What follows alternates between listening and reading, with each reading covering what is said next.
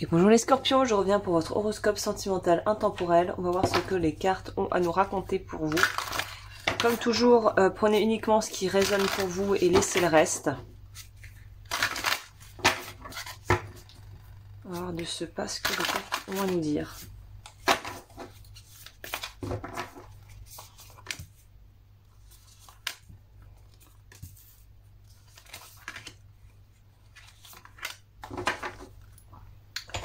Je fais ma petite installation et je vous explique tout.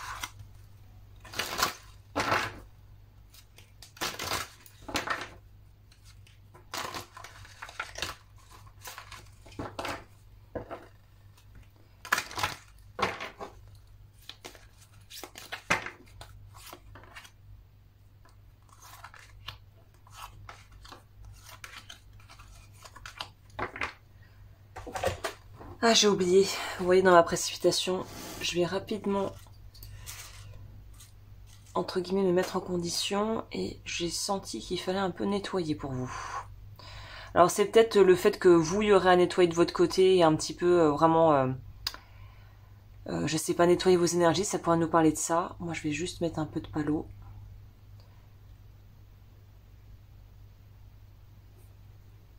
Voilà. Ça sent bon, ça réinitialise les énergies, c'est tout ce qu'on veut là. Alors, on va commencer par l'énergie dans laquelle vous êtes actuellement. Donc ça va déjà vous permettre de savoir et de cibler est-ce que c'est votre tirage ou pas. Je bois un peu. D'ailleurs, je le ferai après. Alors pour vous, on a, voilà, bon c'est pas un hasard que je vous dise smudger, mettez du Palo Santo chez vous. On a quand même la carte qui nous parle de la protection psychique. Alors attention, partez pas en psychotage, ça veut pas dire que des gens voilà, sont mal intentionnés ou vous allez avoir affaire à des problèmes au niveau énergétique. C'est juste une petite tendance qui semble ressortir dans le tirage que j'ai un peu pressenti d'une certaine manière en allumant mon petit Palo Santo. Il semblerait que vous ayez quand même besoin de faire un petit nettoyage au niveau de vos énergies.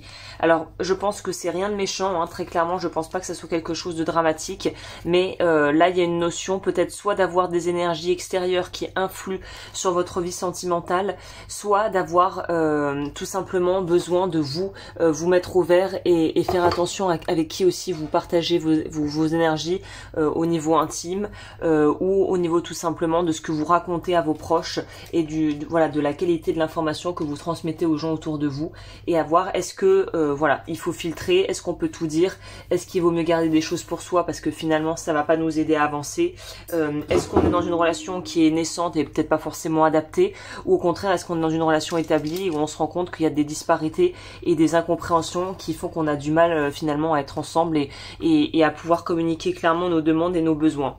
Donc voilà, il va falloir ajuster évidemment en fonction de votre situation à vous, je ne peux pas canaliser pour tout le monde, je peux donner qu'une tendance en fait de ce que vous semblez émaner à l'heure actuelle.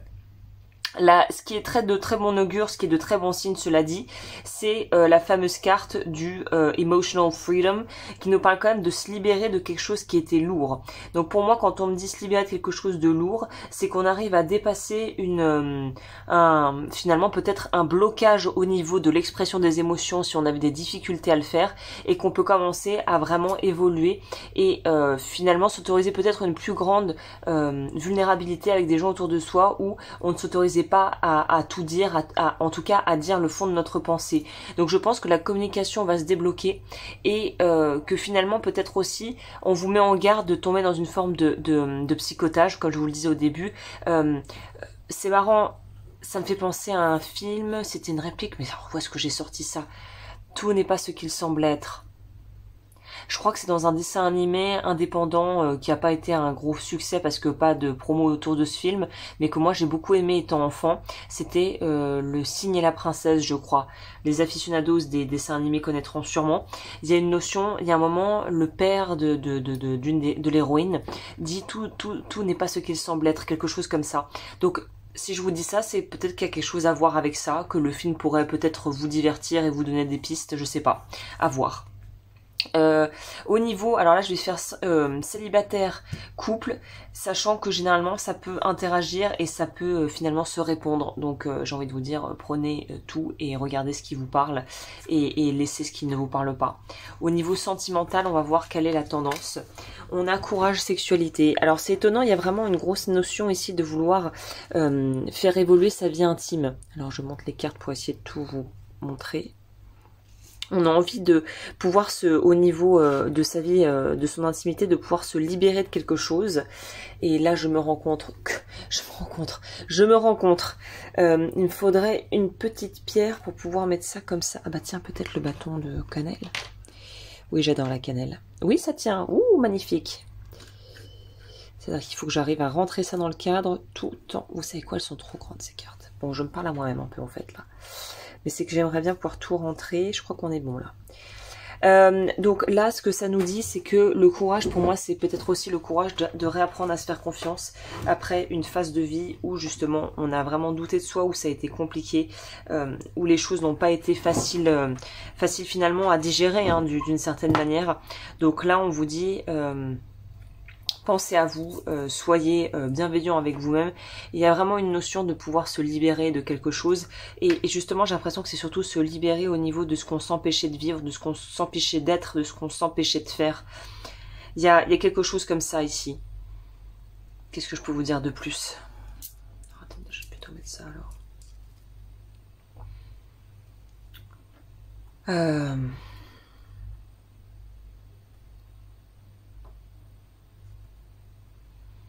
C'est peut-être s'autoriser aussi à avoir des histoires, c'est-à-dire pour moi c'est pas forcément des relations long terme, mais s'autoriser à avoir dans sa vie quelque chose, de la nouveauté quoi. Il y a une notion de nouveauté, de s'autoriser à vivre autre chose que ce qu'on a vécu jusqu'à présent. Il y a un renouveau qui doit s'opérer pour vous, qui est nécessaire pour que vous puissiez aller de l'avant en fait.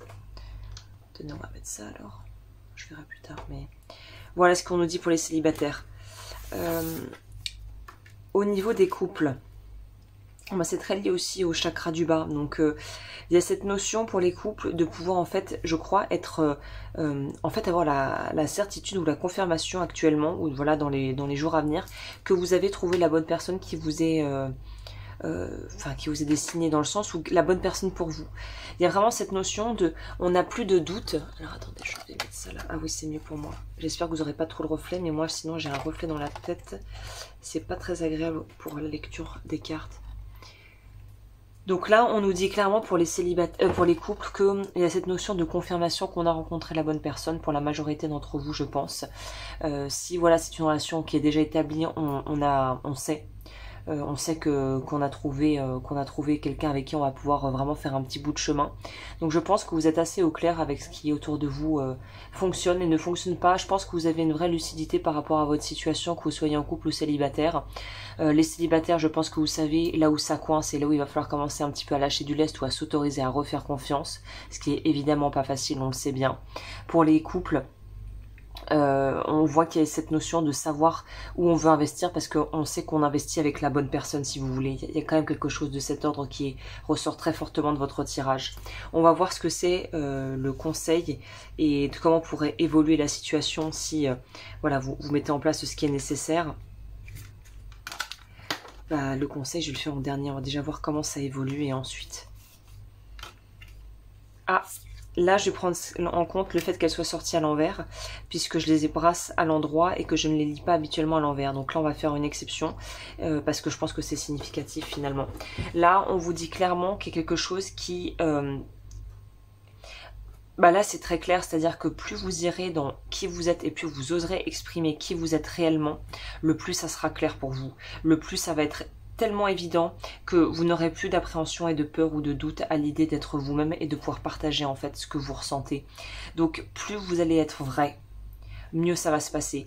Je crois que c'est vraiment le maître mot global de votre tirage, c'est plus je suis vrai, plus je suis authentique, le plus simple ça va être en fait. Le plus simple, le plus simplement je vais pouvoir mettre en place ce que j'ai besoin de mettre en place. Pour moi c'est vraiment ça.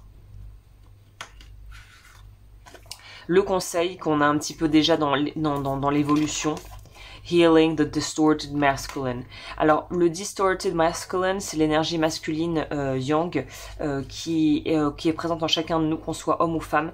Pour vous, si on l'a en distorted, c'est que si vous êtes une femme, il faut arriver à se détacher de ce côté guerrière, je fais tout toute seule, working woman, power woman, qui veut vraiment tout gérer, pour retourner dans quelque chose de plus doux, de plus... Alors quand je dis doux, ça veut dire on vous demande pas de devenir une petite guimauve, hein, mais je pense que ça va pas plutôt parler aux femmes qui sont trop dans le faire, qui ont oublié d'être dans l'être et qui ont voulu en fait se calquer sur la façon de fonctionner des hommes. Et là on vous dit de retourner dans quelque chose de plus en lien avec le nourrissement féminin que pourrait avoir une mère vis-à-vis de son enfant. Pour les hommes, on vous dit clairement qu'il y a quelque chose qui ne va pas au niveau de vos énergies.